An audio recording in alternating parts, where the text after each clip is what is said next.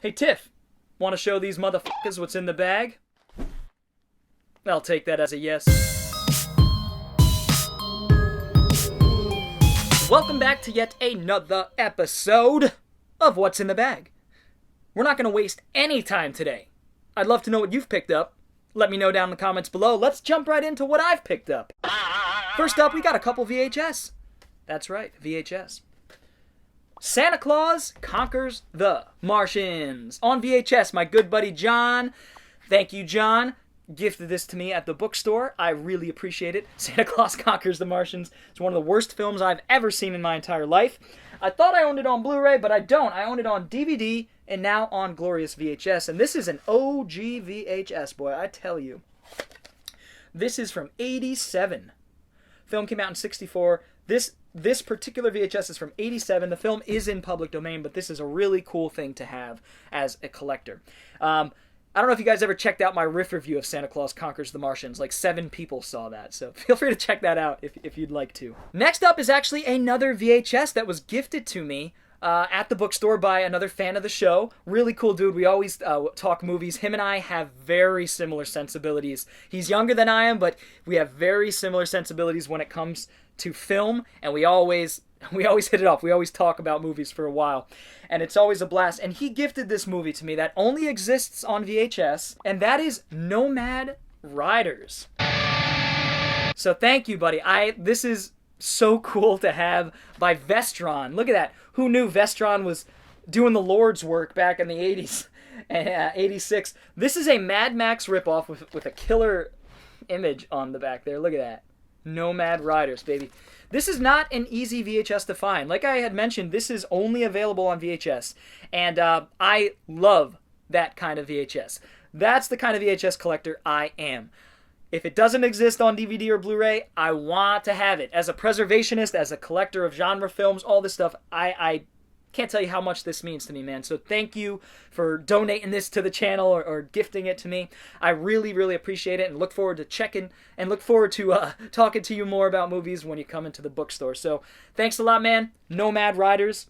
Looking forward to popping this in the old VHS at some point and probably being disappointed. Yeah, it looks like we've got some Blu-rays up here. Oh, man, I was so happy to find this for $1 at the Restore. Again, I didn't have any storage on my phone when I picked this up, so I didn't get it on camera. But that is Fantasia 2000 and the original Fantasia on Disney Blu-ray for $1. I had sold this off years ago when it was worth quite a bit because I needed the money. But I finally found it again. That's right. Patience is a virtue. I love the original Fantasia. I don't think I've ever seen Fantasia 2000, but I'm glad to own these finally, again, on Blu-ray. Looking forward to watching Fantasia on Blu-ray. I'm sure it's gorgeous. Fantasia is one of the great Disney classics, no question. So happy to have pretty much the definitive edition on Blu-ray here. Next up, we got Ip Man 2. This came into the store, and I called up my brother, actually, who I live with, and I was like, hey, can you check to see if I know I'm missing one Ip Man movie, one of the main, like the Donnie Yen ones. I don't remember which one it was, and he confirmed that I needed 2. So I picked up 2. I've only seen the first 2 Ip Man movies. Ip Man 1 blew me away. Ip Man 2 is very solid, very good, but not as good as the first one. I love the build-up of the first one. I love the pacifist approach to a lot of the fights in the earlier parts of the movie, and then he just cracks at the end when he's needed, and he breaks a whole bunch of people in half, and it's awesome. But Ip Man 2 is really good as well. I need to check out Ip Man 3, and I really need to check out Ip Man 4 because Scott motherfucking Adkins is the villain. That's right, he plays an American general. A Brit playing an American general in a Chinese production. There you go. Now, I was doing some DoorDash last weekend, and I ran across this brand new thrift shop that opened up on my route. I noticed next to a gym, I was like, a little consignment shop, and I didn't know what kind of consignment shop it was. And so I walked in. A lot of cool stuff in there, a little bit of everything, very eclectic mix of things. But they also had some 4K, some Blu-ray, and some DVDs, and I picked up a few and got a pretty good deal. I think I got these for each around $2.50 a piece because they were marked $3, and I asked for a discount because that's how I do. And the guy was really nice, and he hooked me up. Very thrilled to own Shazam on 4K. I've never owned Shazam on Blu-ray, jumping right to the 4K, which I don't own a player for, but that's okay. I'm prepping for when I am able to purchase a PS5. Now, Shazam, one of my favorite superhero movies of all time, honestly, and definitely of the last decade. I love this movie. Made me feel like a kid again. Zachary Levi as the adult version of Billy Batson is perfect. Shazam was also known as Captain Marvel. There was a dispute between Marvel, the company, and I don't know the details of it, but essentially they had to give up the name Captain Marvel and just call him Shazam. But it is still... he's basically Captain Marvel. But Shazam is just an awesome movie. I can't recommend it enough. It's directed by David Sandberg, who did the Lights Out short film and then the Lights Out Hollywood remake or reimagining of it. And he did something else recently. Either way, this is the first of... Annabelle. He did the sequel to Annabelle. I believe the second one, which is supposed to be the best one. Sandberg has got chops. I love the visual style of this movie, the Christmas lights, the vibrant colors juxtaposed against this really gritty, dark, seedy Philadelphia streets, like Philly streets. And I love the way he shot the film. I love the heart of the film. I love the humor. I think it's great. I honestly love Shazam. Very glad to have picked this up for a couple bucks on 4K Ultra. Next up, this was an upgrade. I had it on DVD. And it has a $7 price tag on there, but I got it for like $2.50. This is BBC Earth One Amazing Day. I've never seen this one, but it just follows Earth throughout one day, different pockets of the Earth, different geographical areas, to see how they all interact, to see how they all differ, and see how they all function. And it sounds like a really cool piece, and I'm looking forward to checking this out, and I'm sure it's going to look gorgeous on 4K Ultra when I get around to getting that player, that PS5. So that is BBC Earth's One Amazing Day. Next up, this came into the bookshop, and I'm very glad to own it. In fact, I'll do a little thing for you guys in a second here. I think this might work, it might not, but that is Batman Ninja. Look at this steel fucking book. Wow. Beautiful. If the film is anywhere near as good as the look of the steelbook here, I am in. I know I'm going to love the artwork. I know I'm going to love the action, the kineticism of, an anime version of Batman. I'm not sure. I've heard not great things about it story-wise, to be quite honest, but that's okay. It doesn't affect me. I'm going to judge it for myself. Love this. The artwork is just incredible, isn't it? But what I'll do is I have a digital code here. I'm not sure if it's been redeemed, but I'll show it to you guys, and whoever gets to it first, gets to it first. Hopefully it's still valid. Got it? Got it? Speak of the devil, we have Annabelle Comes Home, which is the third Annabelle film. I didn't even know this came out.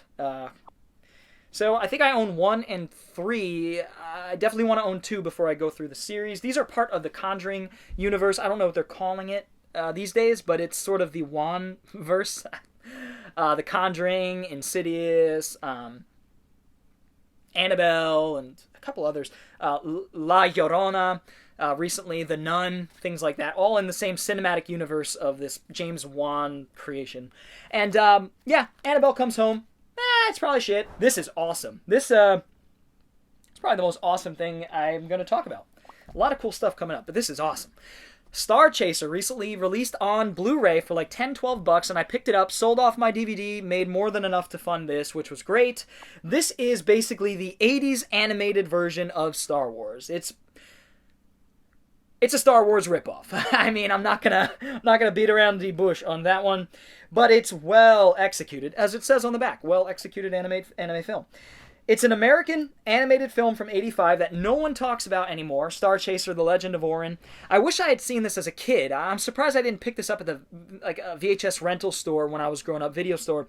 I just had never seen it, but it's awesome. It's got your Han Solo-like character. It's got your Luke character, your Leia character. It's got the quirky robots and the monsters and the weird aliens. It's got everything that makes Star Wars, but a good story nonetheless in Star Chaser. And I'm looking forward to cracking this open. It's got the lenticular slipcover there. So I'm really excited to watch this on Blu-ray. I can't believe this actually got a Blu-ray. It was one of those DVDs I look at and I'm like, that's never getting a Blu-ray. But it did, so It's a good time to be a collector. Next up, we got a couple DVDs. Drugstore Cowboy. That's not the song. This is a Matt Dillon movie from the 80s that I've been wanting to see for some time. It's a drama. It's a crime drama character piece. And I don't know much about Drugstore Cowboy. I know it's directed... Gus Van Sant directed this one. And I know it follows Matt Dillon and Kelly Lynch. Is it Kelly Lynch? Yeah, Kelly Lynch, who are robbing drugstores to fund their drug habit. And it's just sort of like a road movie where they're going drugstore to drugstore. It sounds cool. Sounds like something I'd enjoy. So that is Drugstore Cowboy. This one you guys are going to have to tell me about because I've heard of it over the years, but I know nothing about it. Al Pacino in a film called 88 Minutes. Is it actually 88 minutes long? No. Nah, man, false advertisement, 107. Either way, 88 Minutes, I have no idea what this is. It's an Al Pacino crime thriller that's sort of on a timer. Sure, we'll give it a whirl. 88 Minutes, I got it for $1 from my store. So next up, we have 3 box sets, TV show box sets, and 2 comics, I'll just say. Glad to have found this. This came into the store, Johnny Bravo, and I've been looking to get these late 90s, early aughts Cartoon Network shows on DVD. I'd love to have Cow and Chicken, have the first season of Powerpuff Girls. Now I have Johnny Bravo. Johnny Bravo was always one I really enjoyed about like some, a wimpy, weak, kind of nerdy kid gets turned into this gorgeous, buff, Elvis-like kind of guy named Johnny Bravo, baby. But yeah, Johnny Bravo is just a fun late 90s Cartoon Network show. Man, they had some great stuff in the late 90s with the Cow and Chicken and Powerpuff Girls, and I'm missing a couple key ones, but Johnny Bravo is one of those. I'm glad to own the first season on DVD. Next up is one I've been trying to find this for a long time. It's a show that I've never seen, caught here and there growing up at my grandma's on cable television, but never sat down and really tried to watch it and enjoy it for what it is. And that is Batman, the complete television series. Now, this box set isn't in the best of shape. It's a little beat up. It's well loved. This is also on Blu-ray. But I'm fine with owning the DVD for now, especially since I got this for $10 at the bookstore or something like that. I mean, it was a steal. So with my discount, it was a no-brainer. This has it's a complete series, seasons 1 through 3. And yeah, it's Adam West's Batman. It's the 60s Batman. You guys know it. It's a cultural icon, really. And I've never dabbled into it. And it's got so many actors I love, like that pop up, like Vincent Price is like Egghead or Eggman or whatever. Egghead is that his name. Burgess Meredith and Eli Wallach and a lot of great character actors who played villains. This show is a gaping hole in my cultural knowledge, especially my cinematic knowledge and my TV knowledge, so I'm looking forward to finally checking out Batman, the animated series. I've got it complete here on DVD. Might sell this off at some point to fund the Blu-ray when I have some money. This I don't think is on Blu-ray. This, I believe, is the definitive way to own one of the most classic 90s shows of all time that I grew up with, and I remembered watching both of these back-to-back on some nights. I think there was a couple seasons where they aired them back to back, and that was Hercules and Xena. I actually prefer Xena. I've always liked Xena a little bit more. Lucy Lawless is just better. I just think she's better than Kevin Sorbo. As an actor, as just a leading role. I think she carries the show so much better. And Xena is great. I mean, this has seasons 1 through 6. I didn't even know there were that many seasons, to be honest. And I love the color coordination there. And I'm looking forward to cracking into this. The way I watch TV, I don't watch it in like really sequentially or anything like that. I'll pick a random season, random episode, give it a whirl. And that's the good thing about 90s TV for the most part, and animated shows. You can just throw on any episode and just enjoy it for what it is as a standalone thing. That's how I watch my television. I'm not one of these people that sits down and binges the whole thing.